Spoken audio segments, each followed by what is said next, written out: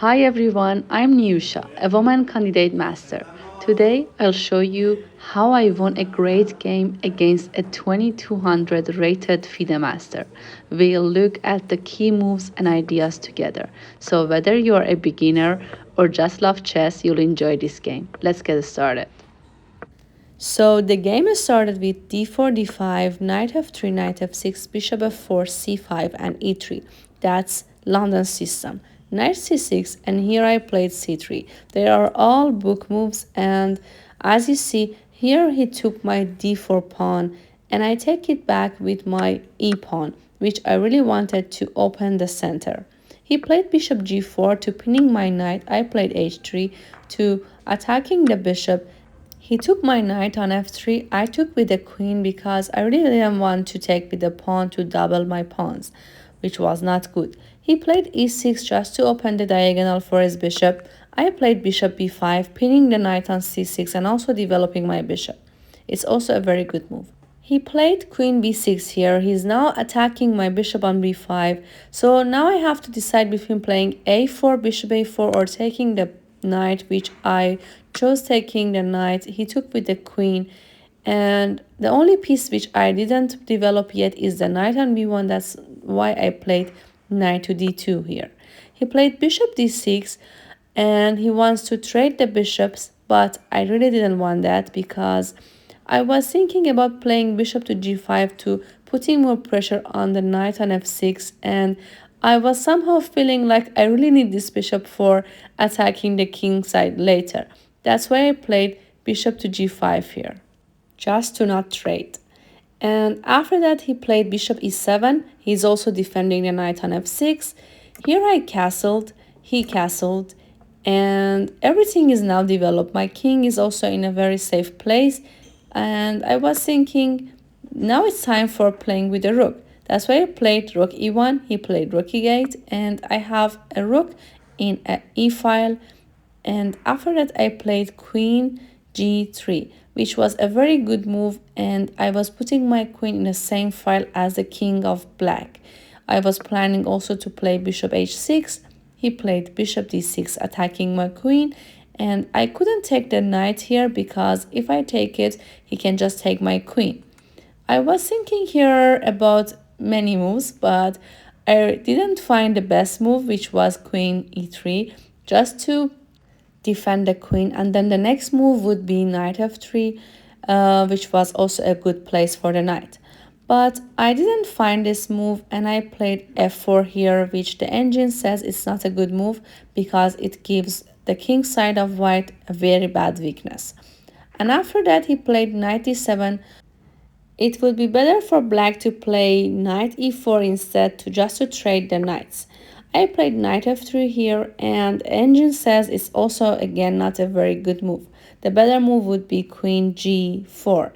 And here my opponent find a very good move, f6. Now he's attacking the bishop, and I have only two squares to go, h6 or h4. But which one is the best? I chose h6 just to attack the g7 pawn. He played bishop f8. Now he's defending the pawn, and the plan of black here is king h8, and after that my bishop is trapped. So here it was a very tough moment for me. I didn't really know what is the best move here just to make my bishop free again. But after some minutes of thinking, I found f5 move, which is opening the diagonal for my bishop, but also it's giving a free pawn, which gives black a bit of advantage. He took the pawn on f5, and here I played knight h4 just to attack the pawn again and hoping to take the pawn back. And after that, I guess he cannot play g6 because after I take the bishop on f8, if he takes with the knight or the rook, then I can just simply take back the f5 pawn because the pawn on g6 is pinned and he cannot take my knight back. So here the best move for black would be king h8 because then he is attacking my bishop with the pawn on g7 and is not pinned anymore. So I have to move the bishop instead of taking the pawn with my knight. And it was a very good decision for black just to don't give the pawn back. but he didn't find it here, and he played a very bad move, knight b6, which let me just to take the pawn on f5, which made my position very comfortable after. And here I took the f5 pawn immediately, and as you see now I'm attacking the g7 pawn with my bishop, knight and queen, so he has to defend it. He played also a very good move, queen d7. He is now also attacking the knight on f5 and defending the pawn on g7. I played queen g4, also a very good move because I am defending the knight and also putting my queen in the same diagonal as his queen. So you will see later what happened. And here again, he didn't find the best move. The engine says the better option would be just trying to move the pawns in the queen side by playing a5. But he played rook e4 instead, and he just gave me the chance to take the rook, and after he takes back, it gives black also a weak pawn on e4. And I can just simply come back with my bishop to e3 just to block the pawn. And then as you see, the position is just almost equal. And here he played rook e8, I played rook f1, and here is the moment of his blunder.